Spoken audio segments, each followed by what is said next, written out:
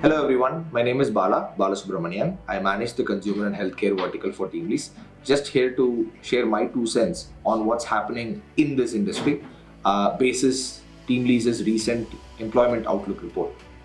So firstly, to begin with about the fast-moving consumer goods industry in India, the top 5 emerging trends in this industry in this financial year, the ongoing quarter specifically, I would say, is number 1. The hiring needs and patterns have evolved post the second wave. So this industry, that is FMCG, has witnessed an 8% jump in terms of the intent to hire, and it's currently at about 59%. And cities like Delhi and Bangalore are leading the pack. And specifically, the requirement is largely for sales roles.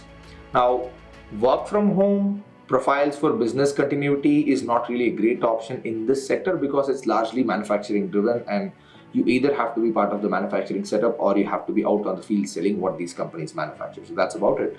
However, the business outlook overall on the back of the festive season for this quarter seems very positive.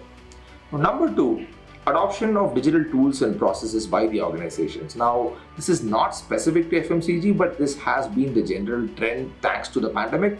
The pandemic forced all organizations, irrespective of the industry or the sector, to rethink their processes, and they had to digitalize, otherwise they would not have survived this pandemic. Even in TeamLease, 55%, that is more than half of all of our hiring, was done digitally, and the same is true of this sector, that is FMCG as well. Now thirdly, like I mentioned in my first point, the demand for sales roles in general has been very high here, and the salary growth for brand managers on an average has been recorded at about 8.34%, closely followed by business coordinator profiles. It's been seen that the demand for sales roles in FMCG has always been quite robust, and we are back to where we should have been all along.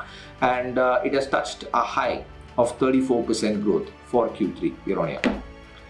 Number 4, there has been a significant surge in terms of upskilling and training initiatives by organizations. A whopping 84% of respondents in this sector have strongly emphasized the need for upskilling initiatives because they want to make sure that whoever they hire are able to do the job productively and efficiently. So the focus is a lot more on quality hiring than on just quantity now, thanks to the pandemic. Last but most certainly not the least, with the impending labor codes just around the corner, organizations are now very seriously considering the need for formalization of their extended workforce as well. And I'm talking about the channel workforce, typically the salespeople who are employed by distributors, stockists, and the like, and also the kind of people who are employed at their warehouses and factory establishments.